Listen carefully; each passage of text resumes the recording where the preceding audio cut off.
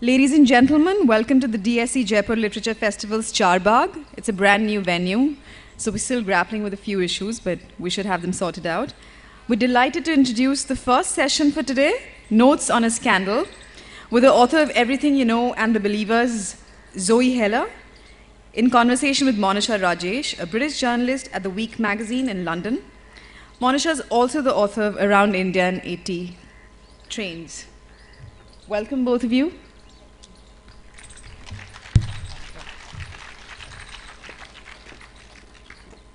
I think, first thing...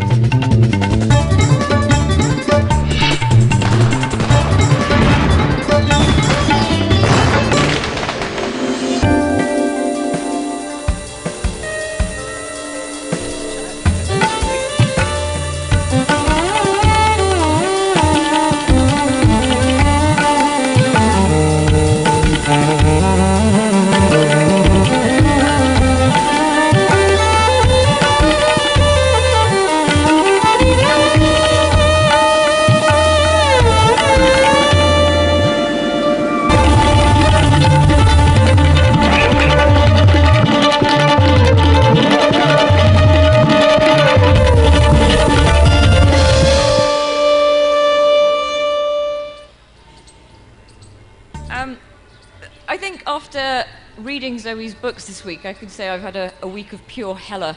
But it's something, I mean, Zoe goes for the jugular straight off, and I thought I'd probably do the same by just saying, I'm quite taken aback by the fact that you say you struggle to engage with your readers, because I think you've got quite a skill with grabbing people within literally a few lines. With some of the things you said, I've got a great quote from The Believers, where the father's just received a package from his daughter and he doesn't understand why he's got it, because he says, you know, she's not been in touch for years, and then adds, and also she's been dead for 4 months, as a sort of afterthought. Why do you think you struggle to engage readers? Can everyone hear me?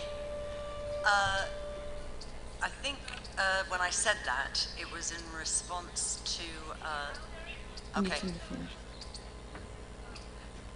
Okay, the question was, why had I said that I struggled to engage readers?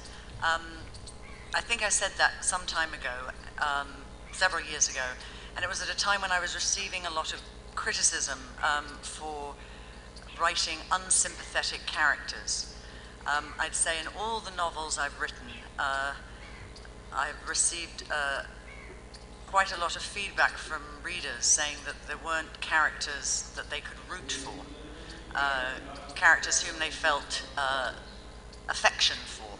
And I suppose it's a hobby horse of mine that I think there's far too much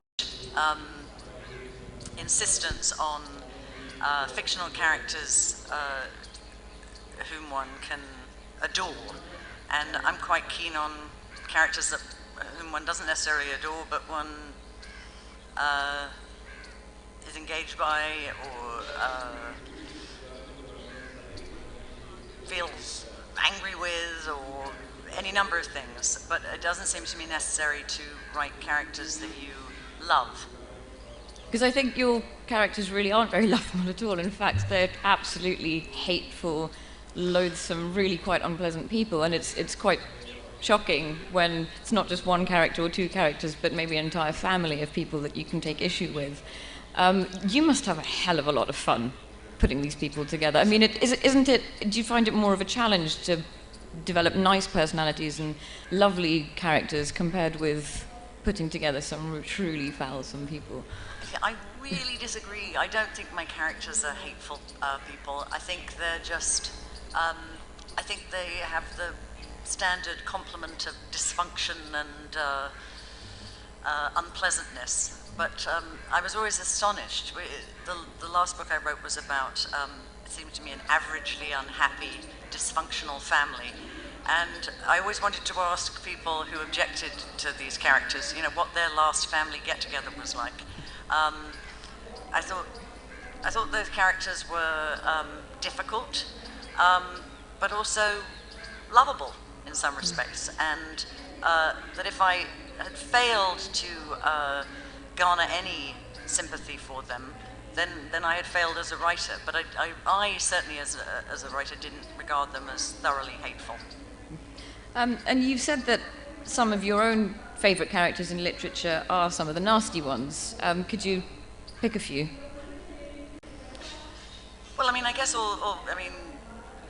would name many of the kind of classic villains, Iago or Thackeray's Becky Sharp, but I guess what I really mean to say by that is not so much the villains as all the complicated characters. It seems to me a lot of the people we think of as heroes in literature are interesting because they are something less than simply heroic. Peter Pan is a rather sinister little fellow when you think about it.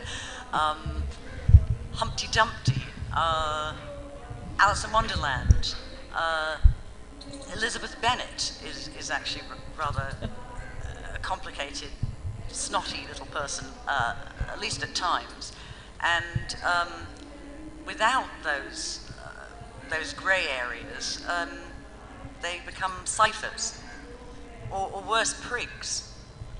And what do you want your readers to take away from these people? I mean, do you hope that they will see bits of themselves in them, or...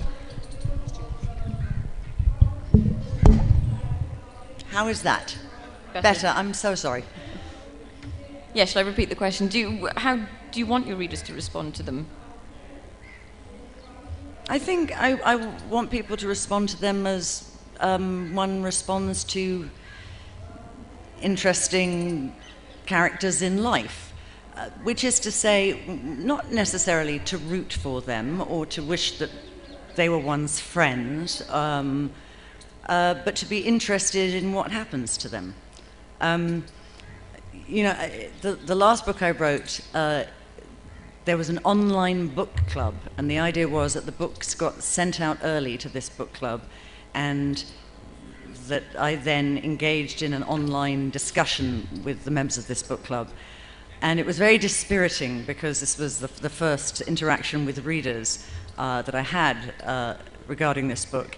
And to a man and woman, they all wrote in to say that they didn't like the characters. And I found myself in an increasingly enraged discussion with them, saying, which of course wasn't the point. The point was to, charm these readers and get them to tell their friends to go out and buy copies. But what I wanted to say was, that there was something a bit infantile about the way they were reading. I wasn't writing a book to, give them more friends, for them to sort of have a kind of coffee clatch with. The hope was that they would find people in the book that they were interested in, whose dilemmas were of interest. And yes, at least on occasion, they should empathize with some of their problems and want the best for them. But in some cases, they might think that they were despicable people, but they would like to know how things turned out for them. Sort of off the back of readers not particularly liking what you write, not quite going down that route yet. One of your characters in The Believers, sorry, not The Believers, Everything I Know, he is a writer who receives everything from offal to turds in the post. And I'm curious if you've ever had anything along those lines, or hate mail or anything. For a time in my youth, I wrote a weekly column. And in those days, before the internet, people would bother to, write letters. And the column inspired a strange, ambiguous correspondence. It was usually men of a certain age, and they would write saying, you're a filthy little girl, and P.S., could you send me a signed photograph? But no, I didn't actually ever get sent human fluids of any kind. I'm going to move back to the themes of your book now, or themes of all your books. they seem to be quite overwhelmingly around adultery, death, and religion. Not death and Notes on a Scandal, but with all the others. Well, you say very sweetly all the others. I mean, The other two. It's quite a small oeuvre. The other two. But yeah, adultery was something that leapt out at me because it is such a prevailing theme. And you've told me that your next novel will also have adulterous relationships in it. And I'm just curious as to why that's something you've come back to. Well, I think to be fair, it's the great theme of the bourgeois novel of the 19th and 20th century, so I don't think it's exclusive to me. And it probably indicates, a great lack of imagination on my part. I think the other thing to say about adultery is that it combines deceit and sex in a rather efficient economic package. So, and those are two very interesting things to write about. And I suppose if I were trying to rationalize it further, I would say that there's something interesting to me about, and I think to everybody, about the business of what one doesn't know, what one never knows, about even the people one is most intimate with. And there's something else you said. You said, with so many other disagreeable things in life, thinking about committing a vulgar action is a great deal worse than the actual execution of said action. I said that? No, it's one of your characters that said this, and I just wondered whether you think that's sort of applicable. Who said that? I mean, I forget. Willie. Oh, it was a long time ago. Repeat it, please.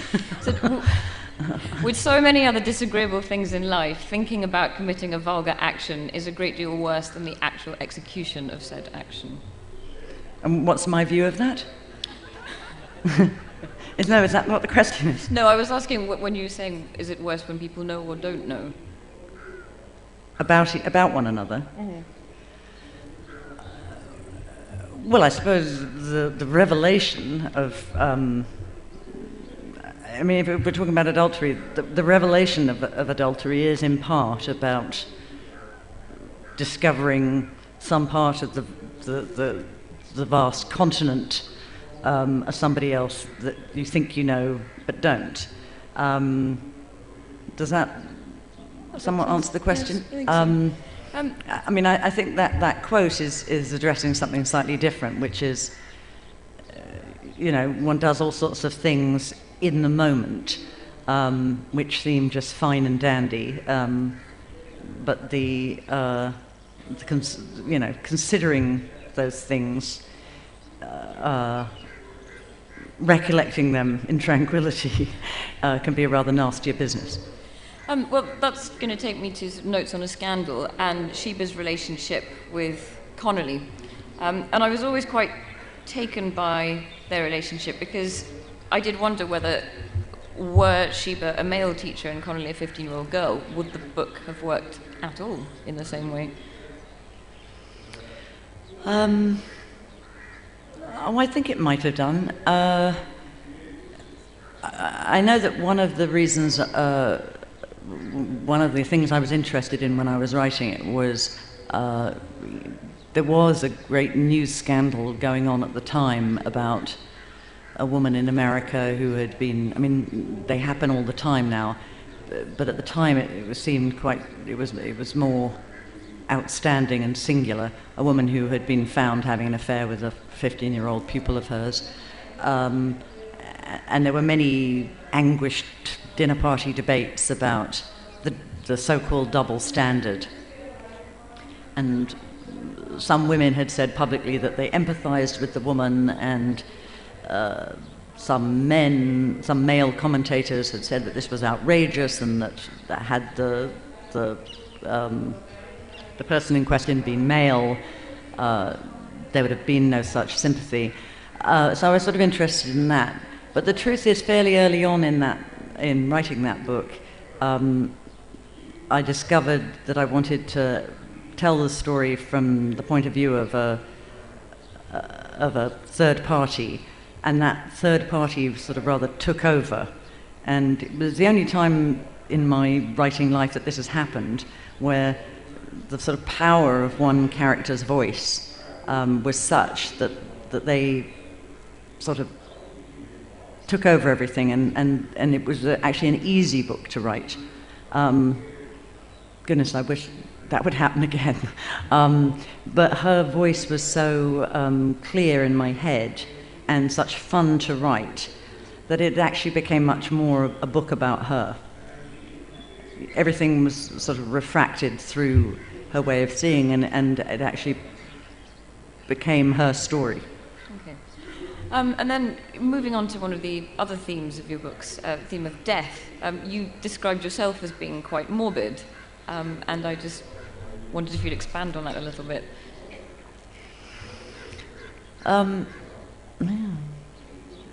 Again, I think I must have said that a long time ago. I suppose I am a bit morbid. Both my parents died when I was quite young, so I think that probably forces one to consider the business of mortality at an earlier stage. But I mean, I don't wander around sort of making coffin measurements on a daily basis. Yeah, I mean, I'm sort of aware of death. You said earlier that you'd sort of had discussions with your partner in the past about how you would definitely not want to, be hanging on at the end and would want to sort of end things in a nice, simple way. And yeah, but I wouldn't classify that as morbidity. I mean, I would consider that just sort of common sense that one would want to be put out of one's misery. But actually, that's a discussion that two characters in the last book I wrote have, and about what happens towards the end of life if one of you is in a miserable way and no longer has what the Americans call quality of life. But they do. I mean, she does very much change. Right. What she always thought she would think about it when she's faced with this very complex situation. Right. So the promise has been that the still healthy partner will do the decent thing and take out the tube or put a pillow over the face, and as it turns out, the surviving partner, the wife, discovers that not only is it sort of practically more complicated, but that emotionally the business of actually pulling the plug is a good deal more complicated and difficult. And I think that's probably true for most people. And I think also that the sort of for the individual, that all of us say, turn out the light, I don't want to be a vegetable. But that actually as we come closer to the end of life, one's idea of what's an okay life to lead changes, so that you sort of think, well, okay, so, I can no longer read very well, but somebody can read to me. And I can't get up and walk around, but I can still taste ice cream, I can still see my grandchildren. And I think one takes one's pleasures where one can. Moving on from sort of the depressing themes. Morbid enough for you? Yeah. I just want to talk a little bit about your own writing process, because you have said again in the past that having a settled life makes it possible to write novels, having happiness and domesticity, and that was when your children were a lot younger, and obviously now having slightly older kids, you can't really probably write in the same way that you did, and I just wondered what your sort of daily writing life was like when you're doing a novel. Yeah, I think when I said that, it was in the first flush of having children, I was astonished because I'd grown up with the Cyril Connolly dictum that the great enemy of promise was the pram in the hall. That was, of course, written by a man. What I found as a woman was that life actually, as a writer, became in many ways easier because instead of all the sort of mental space, all the mental space that had previously been devoted to, you know, who am I going to love, who am I going to end up with, what am I doing tonight, and so on and so forth, was now freed up because all that had been sorted out and could be devoted to writing. And at least when the kids were young, you know, you sort of dumped them in a crib and they slept and you could go away. And I also found it much easier to be sort of efficient. You also knew that there was a set time. There was only so many hours they were going to be asleep, or you were paying somebody else to look after them, and so it kind of concentrated the mind. Things have become slightly, I think they do get tougher as they get older, and, you know, they talk and, you know, they need to be taken to soccer practice and, you know, that kind of thing. So my writing life now, I get up early, take them to school, take one of them to school, the other one goes on her own. And actually the thing that really complicates my writing life is the need to make money in other ways. So, I mean, the novel writing life is complicated by the need to make money doing journalism. So if it's a good novel writing day, I'm not doing any other stuff, any other paid work. And I will write, you know, from sort of 9 until 2:30 when I go to pick up my youngest child. Okay. So moving on to your other area of work, you are a critic as well, and you write for the NYRB and New Republic. And obviously the elephant in the room is one of your recent pieces, which was about Salman Rushdie's book, Joseph Anton, for which you've been nominated for Hatchet Job of the Year. And I just wanted to ask, how do you feel about being sort of held up for those kind of pieces? Do you think it's a bit ridiculous to even have an award for something like that? Well, mainly what I think is I hope to write a, you know, favourable piece next year and get nominated for Suck Up of the Year or something. I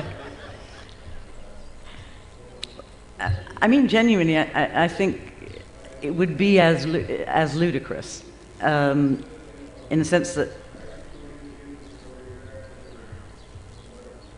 I don't like it being called a hatchet job because it suggests a kind of a set of motivations that I don't think are there in the piece, which is to say a kind of a malice or aggression that I don't believe I wrote the piece with. As for the, you know, a prize dedicated to hatchet jobs, I think it's a peculiarly English prize. But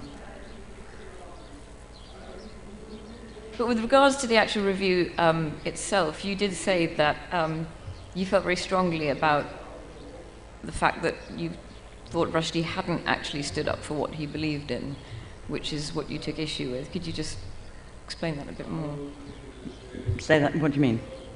You said that you decided, well, when you sort of weighing up what you felt about it when you were reading the book very closely, to be fair about the whole thing, you said that you didn't feel like he had actually genuinely stood up for freedom of speech, and when he was worried, he did kowtow and say, I'm willing to do what you want me to. You mean that he said he would become a Muslim and take back the paperback? Yeah, I mean, I said he did do that, but I mean, I think that's my point about that is I wouldn't judge that. It seems to me any of us might well do that in his position. I'm disinclined to judge anyone on what they do in such circumstances. I think he was under intolerable pressures.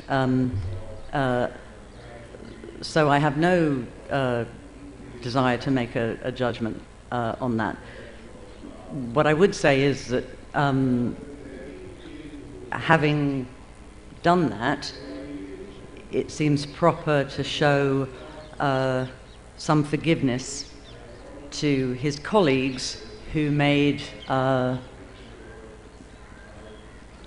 other kinds of decisions during the process. Colleagues who said no, they were going to postpone indefinitely publication of the paperback.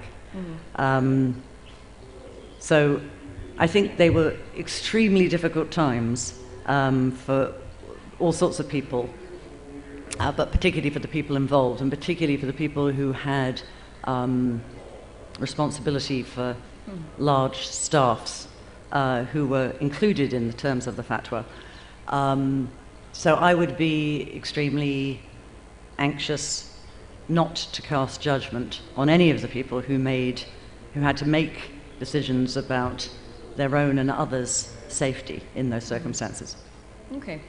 And I'm moving away from that to your novel that you're working on at the moment. Can you tell me a little bit about it? As much as you can. There is a bit of adultery in it. I regret to say. Death? I know now that you've pointed out all these things, I think I may have to go back and hastily revise.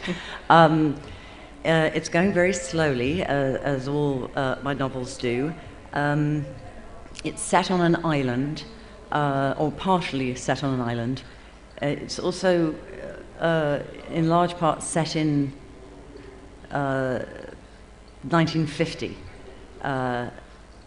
And part of the thing I'm interested in doing is writing about somebody who, like me, has spent a long time out of England. I've now spent 20 years, a large chunk of my adult life, away from my native country, and so I'm trying in part to write about the business of going home to a place that is no longer really properly home. In fact, you just brought me on to what I was about to ask you.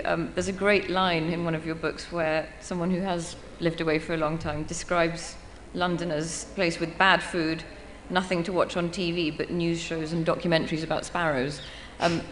You don't feel like that at all, do you, about London? Has your attitude changed to how you see your old hometown?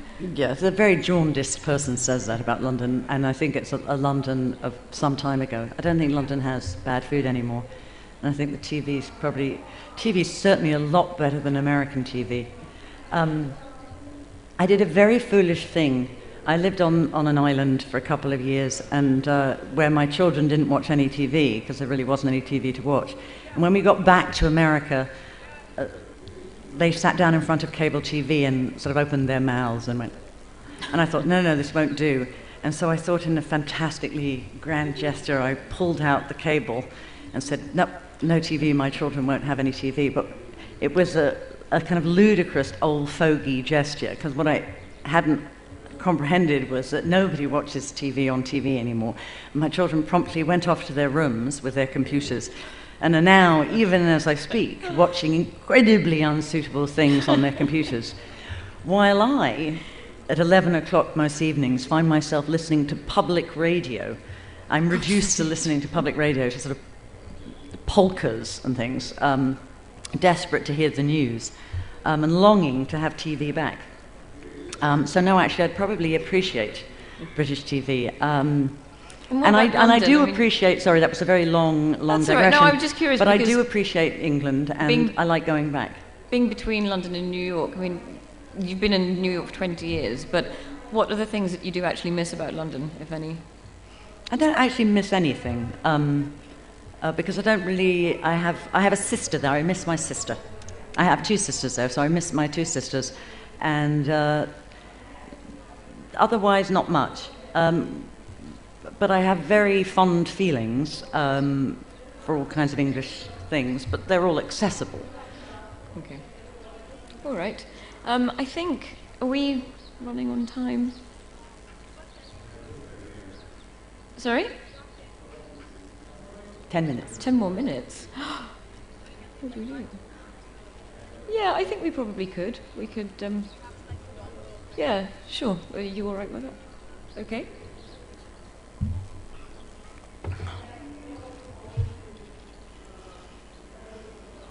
Would anybody like to ask Zoe any questions?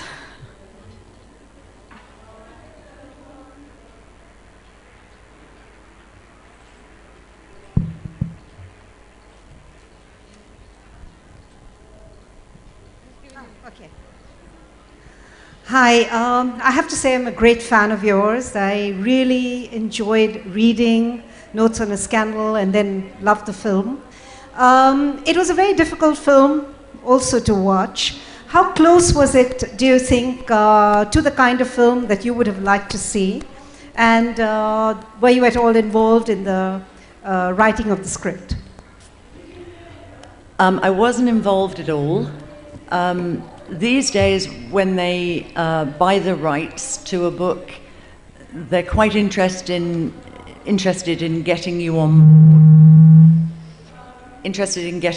board, which is to say, in keeping your goodwill, so that you're not standing there at the premiere saying, "This is a travesty of my work."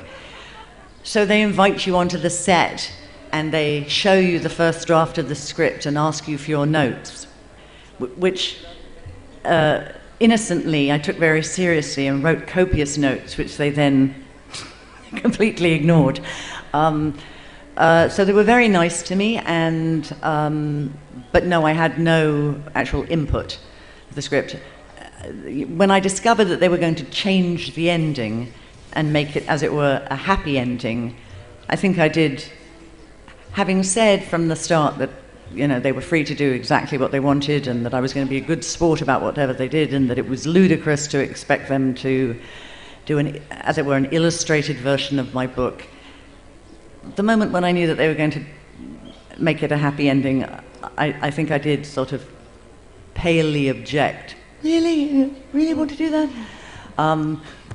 But I lived with that too, and it was fine. And in the end, what one recognizes is that that books are very, very small things compared to the vast industry that is movies. And that for years I had been, you know, dropping the kids off at school, and people would say, "And what do you do?" And I'd say, "Oh, you know, I write books." And they'd say, "Yeah, whatever."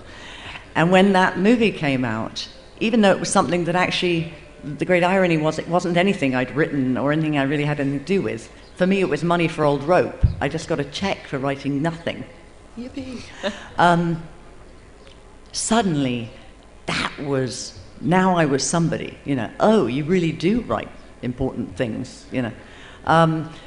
So anyway, the point is, the trade-off, and it's a great one, is that people read your books, or one hopes anyway that people come to your books through the movie. A bit disheartening, though, to know about the fact that, as you said, there was a trade-off, but the book definitely I thought was absolutely brilliant, you know, and you deserve You're a very to be wise woman. Thank you. Very discerning reader there in the front row. And how did you feel about Kate Blanchett and Judi Dench being cast? I thought that was fun. I mean, you know, when your book gets optioned, that's a wonderful thing. And when you discover that it's actually going to get made, that's also an even greater thing, because lots of things get optioned and never get made. And then when you get casting like that, you really think, well, okay, it's just very astonishing indeed. So I did think that was, one anticipates that nobody is going to be, no casting is going to match the people in your head, just by definition. But I thought that was very excellent casting. Hi, I have a question. Here. Yes? Oh, yes. Yeah, I have a question. Honestly, I haven't read any of your books, but I wanted to ask you, after writing a book, does the story or do the characters stay with you, and how long they stay with you for? And do you think of alternate versions or something you could have changed or anything after publishing everything? You know, I think the romantic answer would be, you know, yes, they stay with me, and I think, how are you, Jocasta? How is life with you? And the truth is, no. Really. With the day that I send the book off, I say good riddance. And I'm sort of delighted to see the back of them. And what's really interesting is that, you know, when she quoted things from the first novel I wrote, it's like hearing from a sort of really ancient relative that I met once in my youth. I sort of very vaguely remember. I don't ever reread my stuff, and that seems to me it would be a kind of bizarre and narcissistic thing to do. But every now and then, I don't know, either it's quoted at you or you come across it somewhere, and it's sort of mortifying, because generally the impulse is to rewrite, and you can't believe you were allowed to put commas where you did, unless I've got a good copy editor, and often I haven't. I was never really taught good grammar, and I tend to just sort of sprinkle in punctuation like salt and pepper. And I can sort of see it in retrospect, not when I'm writing, unfortunately. So quite often, looking back at my stuff, I think, oh my God. But no, the characters don't really remain with me. I have a question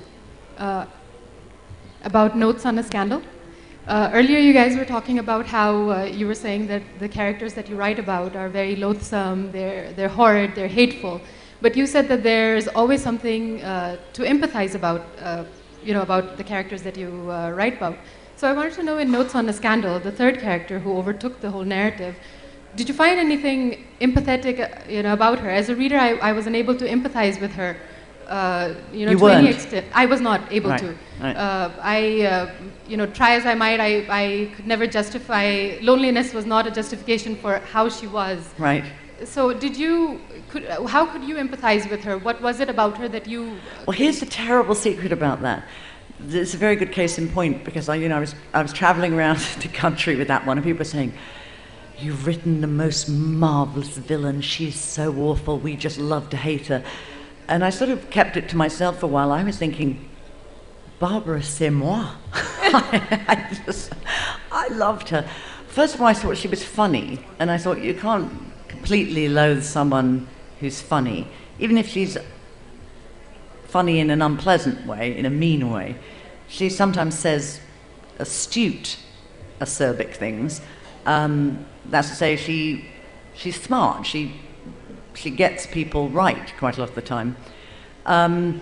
Also, and this was part of the problem I had with the movie, I thought she was speaking for women of a certain age. I thought she talked very movingly about what it is to reach a certain age and become invisible. And you're right, loneliness is not a justification for becoming a termagant or for becoming evil. But I really sort of wept for Barbara, for not only her solitariness, but for her invisibility, for her sense of not mattering to anybody, and for actually not being seen by anybody. Hi, love your wit. That's a great compliment. Yes, do you think you you'll could ever... leave it there. Yeah, I know. Do you think you'll ever run out of ideas for adulterous stories?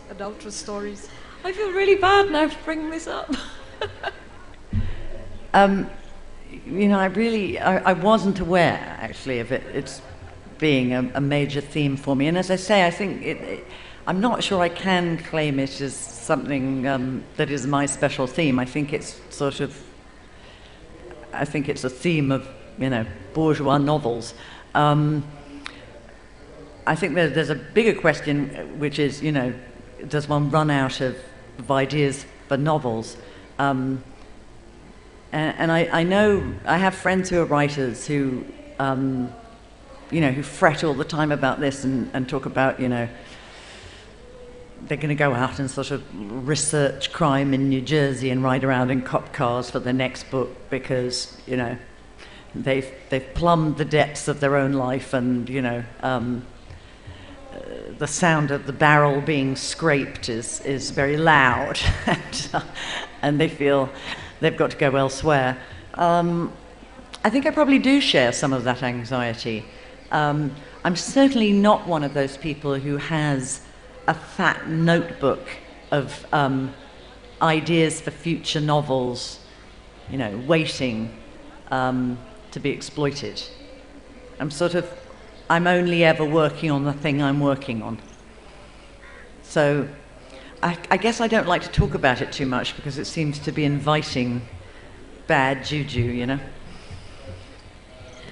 Hi, I have a question here, which is again, I'm right here on the second Sorry. page, which is again got to do with adultery, I'm afraid. But the question I think it's your guys' fascination, not yeah, necessarily it is, of mine. course, obviously it is ours. It's the way we receive it. But then, you seem to do it with such incredible relish, It seems so English. The English part of the person who is generally terribly well brought up and repressed, and you only talk about the weather. And then when you're writing or when you're on stage, as most people do in Britain, you just go for it and you go for the jugular. Can you just comment on that, whether it's got to do something with your English side? Well, I would dispute whether I was terribly well brought up. I don't think I'm that sort of repressed to begin with. I think... And by the way, let's just sort of be clear, make sure we've got the fiction and the me divide, because it seemed to be getting a bit cloudy Sorry, there. I meant the relish is also about the death and the other bits, It's Right. not just about the adultery. The relish is about which? Death. Death. Oh. Yes, I don't ever feel like I'm letting loose.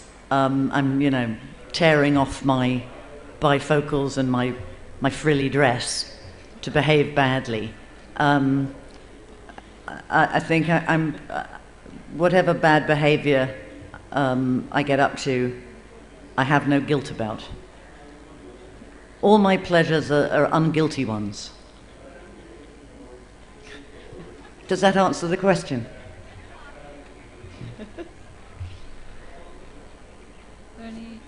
Any other questions? Any other questions?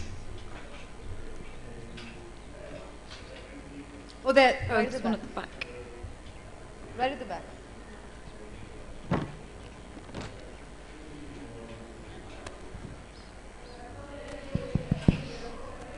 Hello, I'm very sorry. I don't know if this is going to be related to you.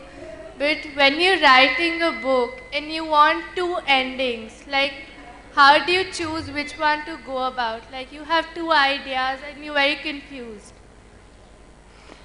Did you say you're distantly related to me? No. Yes? No, no, no. No, she said this is not related to She said your this writing. is not related, might not be related to your writing. Well, that's a disappointment. I thought I was going to have somewhere to stay in Jaipur in perpetuity. Okay. I don't think I've ever had two endings to choose between. There's only ever one ending that suggests itself. That might be just a sort of poverty of my imagination, or it might be just the logic of the story. I don't know whether it's a good or a bad thing. I suppose thinking about it positively, it's that the engine of the story is driving only one way, and things can end only one way, and any other way would be inappropriate and unsatisfactory. But it would be nice, I suppose, to have, to have an embarrassment of riches and be able to choose. It hasn't happened to me yet. The thing is with me is that I think writers are generally divided into those who know where they're going pretty much from the start and have a sort of house plan, and those who are fascinating to me, who start with an image, a sentence, an idea, and then see where it's going to lead them. I always wish I could sort of sit in an office or the study with them and see exactly what they're doing, because it seems kind of nuts to me. But I'm definitely somebody who has a kind of roadmap, and I might digress a bit, but I kind of know at least vaguely what my ending's going to be from the start. Does that answer the question? Any other questions, ladies and gentlemen? There's one at the front.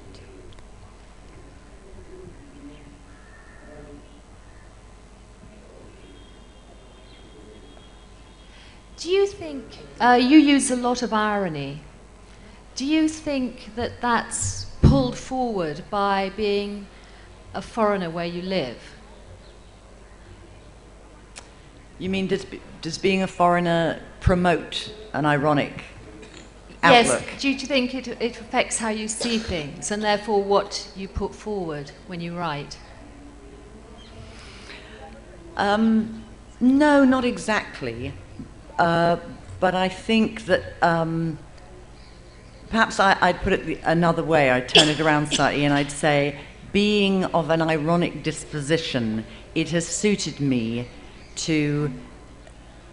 for a long time, to live in a culture but not be quite of it, to be somewhat outside of it. Of course, that only works for a while. You know, after 20 years, I now have American children, I can now vote, and it becomes increasingly my culture, whether I like it or not. But certainly, for much of the time that I've lived in America, I've been aware that what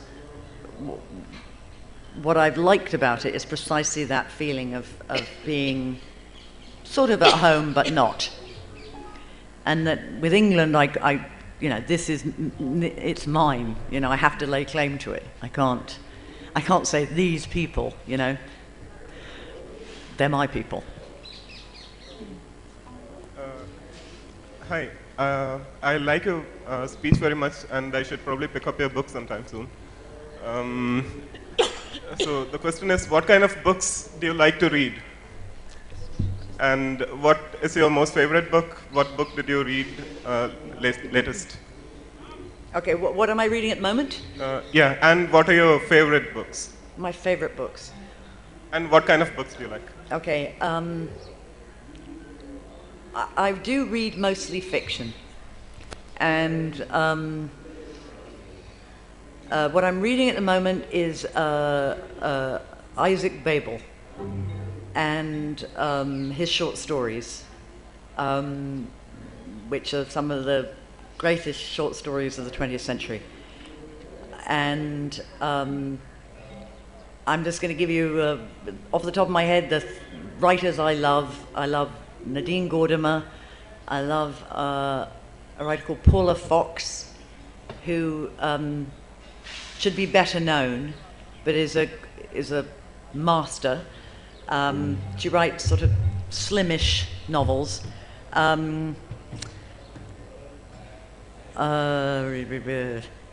Somebody called Sybil Bedford, who I think is now dead. She wrote something called A Legacy, which I think is one of the great unsung masterpieces of the 20th century. I'm missing out all the obvious greats. I'm just saying the kind of the sort of special ones who aren't so often talked about. Would that do for now? They're all, you said they've all sort of flown from my head. Okay. You know how it is. But those three, off the top of my head. I have a question. Oh, Joseph Roth. I really love Joseph Roth. The Radetzky March, I think, is like a fantastic book. I reread that about once a year. Is that signing off music? Is this like the Golden Globes? Go, isn't it? We've had enough of you. Can I have? I think it is. I have a last question. The relationship between fiction and nonfiction. I know you do nonfiction for monetary reasons, but can you tell me what it is in terms of the technicalities, the relationship between how you apply fictional technique into nonfiction and vice versa. Yeah, I actually really enjoy writing nonfiction. I mean, I enjoy writing feature stories, feature journalism, and I also enjoy doing criticism. And for a long time, long before I wrote novels, I earned my living as a journalist, as a feature journalist. And I know it's commonly held that, writing journalism is terrible training and it teaches you all kinds of bad habits, which one then has to lose or forget as a novelist. I had the good fortune to work for a very good paper and to be given lots of space, lots of words and lots of time, or relatively, quite a long time to write my pieces.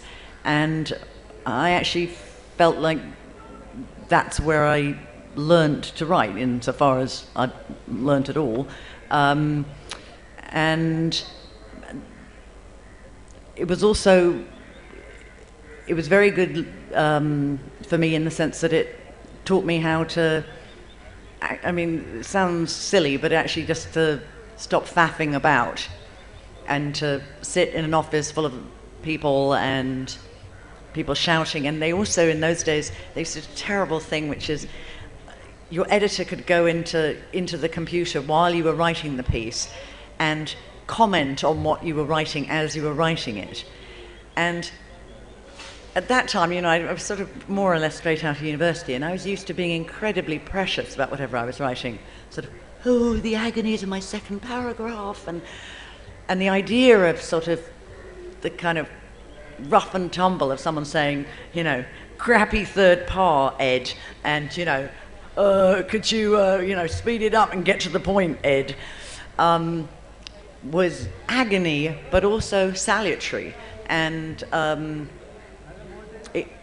it made me learn how to get down to things, which is a rather prosaic thing to say, but true. And it probably, I'm not sure whether this is actually a literary virtue, but it's probably helped make me a shorter writer. We were laughing earlier because she found some quote of mine saying that I've always longed to write a fat book. And it's true that I have a kind of inferiority complex about the fact that I tend to write rather slim novels. I've actually now come to terms with this, and I think it does have something to do with having been a journalist and tending to write a bit pithier. It still remains the fact that years ago, I remember when Notes on a Scandal came out, I was standing in a bookstore and I looked at my little neurasthenic volume next to Monica Ali's Great Fat Brick Lane. And I thought, if I was a punter, what would I want to spend, my 16 quid on? My crappy little thin thing that'll last you a couple of days, or Monica's Great Victorian Brick. So it remains a kind of ambition. But I've sort of also reconciled myself to the fact that, it's what I do. Write short. We still have time for a couple of questions. Anyone?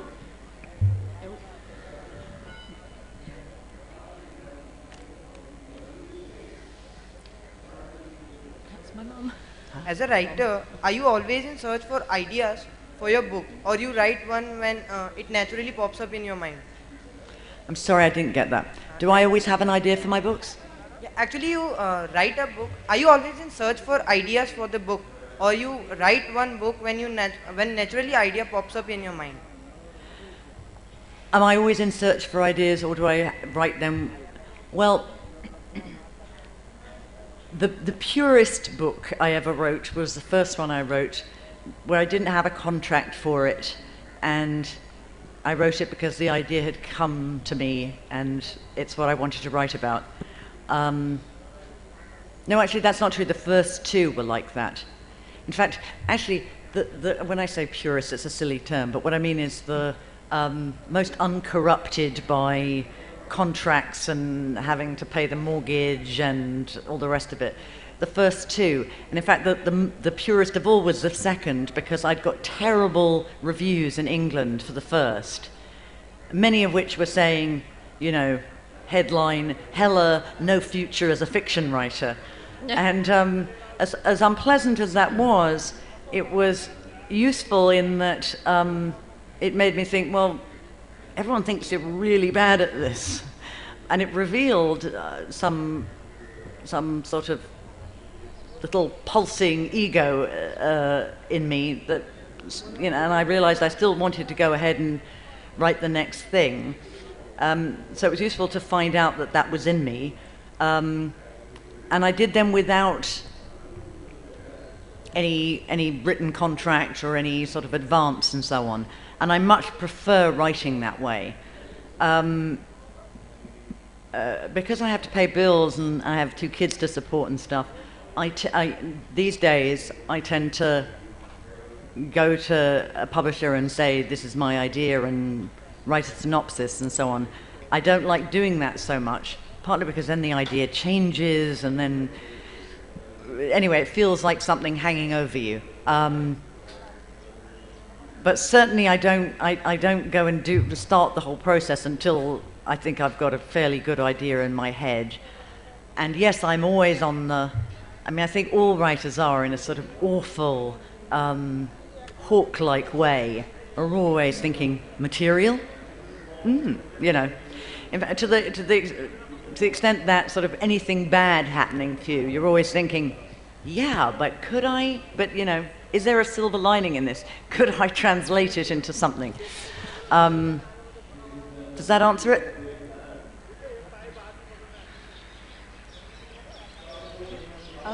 How much of your characters, and I'm thinking about Sheba, because I'm just halfway through your book now, thoroughly enjoying it, how much of your characters are based or sketched from any real life people you know, and have anybody recognized traits themselves? How would you deal with that? I think the first book I wrote was dangerously autobiographical. But since then, not very. And probably if I could kind of go through the books, and it would be a rather dull endeavor, but I could kind of say, oh yes, there's a little bit in there of X and a little bit of Y, and that's a line I heard somebody say on a train once. And in all of the characters, there's quite a lot of oneself in odd ways, sort of refracted through many lenses. But it's a really dangerous business, sort of doing straight pen portraits. And I dropped that fairly swiftly after the first book. Were you in trouble with that? What's that? Were you in trouble with that? Yeah, yes, a bit. Thank you. Enjoying your book. Is that all? I think we're done. Anyone else? Oh. Okay, one last question.